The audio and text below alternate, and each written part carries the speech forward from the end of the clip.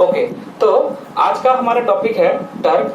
हालांकि ये 11th का टॉपिक होता है, 12th में इसके टॉपिक एक्चुअल में है नहीं। बाकी इसका यूजेस बहुत सारा प्रॉब्लम है, जब हम फिजिक्स का प्रॉब्लम सॉल्व करेंगे तो इसका काफी यूज है। कुछ डेरिवेशंस में भी इसका काफी यूज होता है।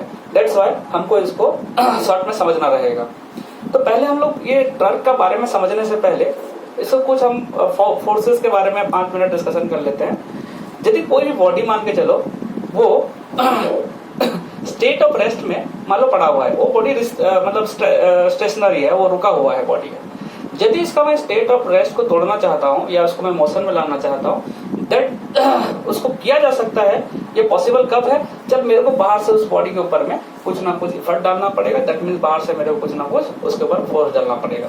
जब उस बॉडी के ऊपर कुछ ना कुछ फोर्स हम अप्लाई करेंगे तो उस फोर्स का प्रभाव से उसका स्टेट ऑफ रेस्ट जो है वो ब्रेक होगा और फाइनली क्या होगा, वो मोशन में आ जाएगा। और वो मोशन रहता है ट्रांसलेशनल मोशन। ट्रांसलेशनल मोशन का मतलब उस मोशन के दौरान बॉडी क्या करेगा, अपना पोजीशन को एक्चुअल में बदलेगा। मतलब किसी भी बॉडी में यदि नेट फोर्स होता है, दैट मीन्स वो बॉडी डेफिनेटली क्या करेगा, ट्रांसलेशनल मोशन करने वाला है। एक जगह से दूसरी जगह को डेफिनेटली वो ट्रैवल कर जाएगा।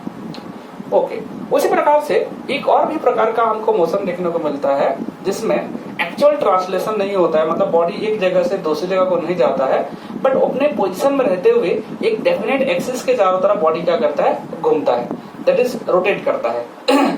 तो ये रोटेशन क्रिएट कैसा होता है? एक बॉडी में रोटेशन करने के लिए कौन फैक्टर होता है? जैसे एक बॉडी का ट्रांसलेशन कराना है, एक बॉडी को एक जगह से दूसरी जगह को मूव कराना है, उसके लिए हमको फोर्स का नीड होता है। और फोर्स देने से ही वो बॉडी का ट्रांसलेशन पॉसिबल है। या मूविंग बॉडी को रोकना है, या एक बॉडी का रेस्ट पड़ा हुआ उसको मोशन लाना है, लीनियर मोशन में मतलब उसको लीनियरली मूव कराना, या सिंपली ट्रांसलेशन करवा रहा है। लीनियर होना बात का बात है, लेकिन ट्रांसलेशन करवाना है, एक जगह से दूसरी जगह को भेजना है, तो डेफिनेटली उसका फोर्स का रिक्वायरमेंट होता है।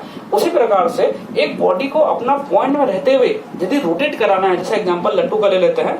लट्टू को यदि हम घुमा देते हैं, इन दैट केस वो क्या होता है, कांटा या जो सिंपली हम लोग बोलते हैं एक एक्सिस के अबाउट में वो पूरा एंटायर बॉडी को घुमाते रहता है। तो ये प्रकार का मोशन में लट्टू मान लो अपने जगह में फिक्स्ड है, लेकिन फिर भी उसका बॉडी का अलग अलग पार्ट्स तो क्या कर रहे हैं, वही पॉइंट के चारों तरफ, वो एक्सिस के चारों तरफ क्या कर रहे हैं, कंटिन्यूअसली घूम रहे हैं।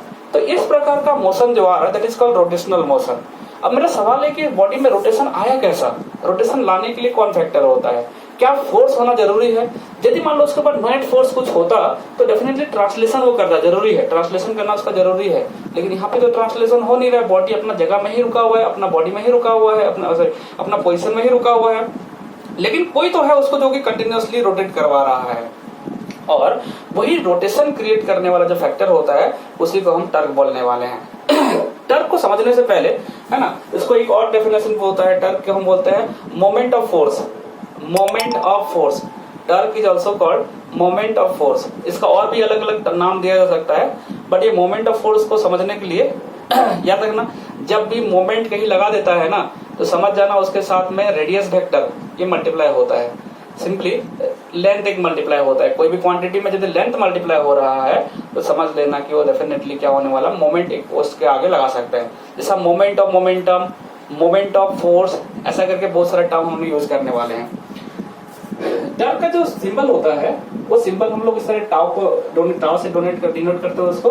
और टाउ को क्योंकि मोमेंट ऑफ फोर्स बोल रहा हूँ, इसका मीनिंग समझ लो। मोमेंट ऑफ फोर्स टर्क को रिप्रेजेंट किया जाता है और इसका फॉर्मूला बनता है R vector cross F vector. Force का मोमेंट मतलब फोर्स के साथ में हमने क्या किया है, रेडियस वेक्टर को मल्टीप्लाई किया है। ये दोनों प्रोडक्ट होकर जो भी मिलेगा, इसी चीज को हम लोग क्या बोलते हैं, टर्क बोलते हैं। That is rotation effect. तुम यदि इसको प्रैक्टिकली समझना चाहते हो तो एक सिंपल एग्जांपल ले लेते हैं। एक मान लेते हैं एक बॉडी में इस तरह से एक रॉड ले लेता हूं, ठीक है, और यहाँ पे मैंने क्या किया, इस जगह में मैंने एक स्क्रू लगा दिया है, कांटा मार करके एक स्क्रू लगा दिया हुआ है, ठीक है। ये जगह मतलब मैं फिक्स्ड है, ये फिक्स है, ऐसा करके फिक्स है। अब ये जो रॉड है उसको मैं नीचे से मान लो धक्का मार रहा हूँ या ऊपर से धक्का मार रहा हूँ, और ये घूम सकता है आसानी से इस एक्सिस के अबाउट में। ये मान लो इस तरह से घूम सकता है। मतलब मैं बोल सकता हूँ कि इस पॉइंट के अबाउट में तो बॉडी क्या करने वाला है, रोटेशन कर सकता है। लेकिन रोटेशन आएगा कैसा, रोटेशन कौन करवाएगा?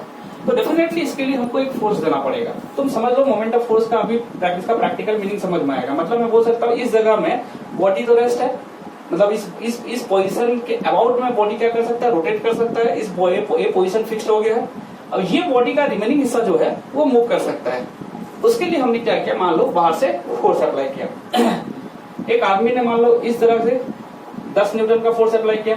इसको जरा सा 2D लेवल में सोचो, ये ऐसा मैं दिखाया हूं, हालांकि ऐसा है, इस तरह से रखा गया है। मतलब एक कांटा को बीच में ऐसा रखा गया है और उसका साइड में एक्सिस लगा हुआ है और मैं इधर से फोर्स अप्लाई कर रहा हूँ, इधर से। फिर से एक्सिस ये हो गया, ठीक है, देखो। और उसके बाद में मैं यहाँ से एक रॉड इस तरह से लंबा हुआ है और मैं इधर से फोर्स अप्लाई कर रहा हूँ। ओके, मतलब ये एक्सिस फिक्स्ड एक्सिस, जिसके अबाउट में पूरा बॉडी घूमने वाला है। और ये एक छोटा सा एक्सिस है जहाँ पे मैं जो बॉडी है जिसको रोटेट करवाने वाला हूँ, रॉड। ओके, वैसे इमेजिनेशन करके चलो। यदि हम 10 न्यूटन फोर्स यहाँ देते हैं, 10 न्यूटन फोर्स यहाँ देते हैं, 10 न्यूटन फोर्स यहाँ देते हैं, मैं 10 न्यूटन फोर्स अप्लाई कर रहा हूँ हर जगह में। मेरा बोलने का मतलब देखो रोटेशन इफेक्ट कहाँ ज्यादा देखने को मिलेगा। तुम यदि ये प्रैक्टिकल समझ नहीं पा रहे हो तो एक काम करते हो, एक गेट ले लेते हैं, ठीक है। एक क्या करते हैं, एक गेट इमेजिन कर लो। अच्छा, उसका एक एंड सब क्या होता है, कब्जा से हुक से लगे होते हैं और दूसरा एंड फ्री रहता है। यदि तुम क्या करोगे, पूरा कॉर्नर में वो गेट का पूरा एक कॉर्नर जो रोटेट करने वाला वहां पे फोर्स अप्लाई करोगे तो उतने ही फोर्स से दरवाजे में ज्यादा रोटेशन क्रिएट होगा। जबकि वही फोर्स तुम यदि एक्सिस के पास में फोर्स अप्लाई करते हो तो वही फोर्स से रोटेशन बहुत कम क्रिएट होने वाले हैं। तुम प्रैक्टिकली ऑब्जर्व कर सकते हो, ठीक है। मतलब मैं बोल सकता हूँ एक्सिस ऑफ रोटेशन से जितना ज्यादा दूरी पे मैं फोर्स अप्लाई करूंगा उस फोर्स का टर्निंग इफेक्ट बहुत ज्यादा। जैसे मान लीजिए इस जगह फिक्स्ड है तो यहाँ पे यदि कोई फोर्स अप्लाई करता है ज्यादा, वही फोर्स से ज्यादा टर्निंग इफेक्ट उसमें क्या हो सकता है, जनरेट हो सकता है। लेकिन वही फोर्स को जैसे नजदीक में अप्लाई किया जाता है तो उसमें ज्यादा टर्निंग इफेक्ट जनरेट नहीं होने वाला है। इसका मतलब किसी भी बॉडी में टर्क कितना टर्निंग इफेक्ट जनरेट हो रहा है, इसके लिए दो फैक्टर इंपॉर्टेंट रहते हैं। एक होता है एक्सिस ऑफ रोटेशन से, मतलब ये जो एक्सिस ऑफ रोटेशन हो गया, यहाँ से कितना दूरी पे हम फोर्स अप्लाई कर रहे हैं, दैट इज आर वेक्टर, और हम कितने अमाउंट का फोर्स अप्लाई कर रहे हैं और कौन सा डायरेक्शन में। ये दोनों का जो प्रोडक्ट होता है दैट इज होता है torque. Tau equals to R cross F. तुम इसको आर वेक्टर और एफ वेक्टर दिया रहेगा तुम आसानी से सॉल्व कर सकते हो। या यदि मान लो फोर्स को हमने टेढ़ा मेढ़ा अप्लाई किया है, एक कंडीशन तो ये हो गया, मान लो ऐसा फोर्स अप्लाई किया है, ऐसा फोर्स अप्लाई किया है, समझ में आ रहा है। मान लो हमने फोर्स टेढ़ा अप्लाई किया है तो इसको एक काम कर लो, दो कंपोनेंट में तोड़ दो ऐसा करके। समझो मैं क्या बोलना चाहता हूँ। जो मान लो यहाँ पे थीटा होता है तो फोर्स का थीटा के साथ में क्या चलेगा, एफ कॉस थीटा, और थीटा के साथ जो नहीं रहेगा उसे क्या रहेगा, एफ साइन थीटा। मेरा सवाल है इस रॉड को घुमाने के लिए कौन मदद कर रहा है, जरा चेक कर दो। कॉस थीटा मदद कर रहा है कि साइन थीटा मदद कर रहा है। डेफिनेटली कॉस थीटा तो उधर ले जाना चाहता है और ये हुक यहाँ पे लगा हुआ है, ये जो एक्सिस है वो फिक्स्ड है, और ये कॉस थीटा वाला कंपोनेंट तो इस रॉड को उधर खींचना चाहेगा, उससे थोड़ी रोटेट होगा, उससे रोटेशन नहीं आने वाला है, रोटेशन आने वाला है एफ साइन थीटा के कारण।